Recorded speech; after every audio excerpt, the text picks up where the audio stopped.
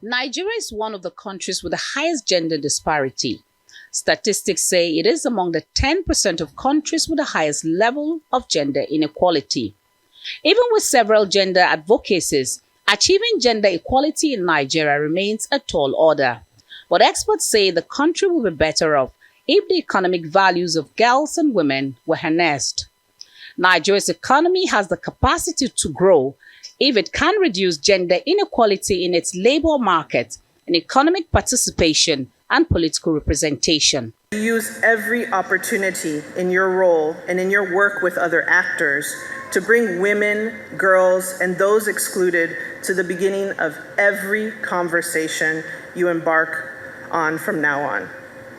Too often we are asked to bring gender into a strategy, plan, or policy after.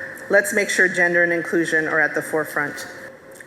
Statistics are out there for all of us to see, showing how the pandemic disproportionately impacted women and other marginalized groups. We also saw the spike in violence,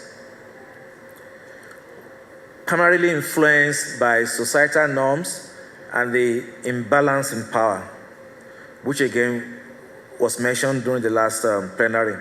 According to the World Bank, in Nigeria, women... In a keynote speech, the U.S. ambassador to Nigeria says even in education, women's literacy rate in Nigeria is 20% lower than men, and women also earn 22% less than men.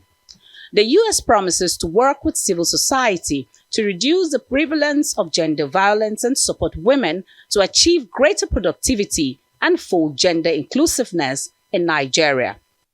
The strategy prioritizes narrowing gender gaps and equalizing access to healthcare, agriculture, education, economic empowerment, political participation, and peace building. This strategy has resulted in several successes. Women's participation in political life is essential to the challenge of gender inclusion. As Africa's largest democracy, Nigeria sets the tone for the rest of the continent. Nigerian women's full participation in public life is fundamental to sustaining Nigeria's vibrant democracy, yet women and girls often face high barriers in electoral politics, governance, and peace building. This conversation is coming at a time when Nigerian women have been excluded from politics and governance. The ideas from this event are promising to be translated towards positivity that will increase Nigeria's gender rating and improve its economic power to help in closing the gap. Punaraman Benjamin, Arise News.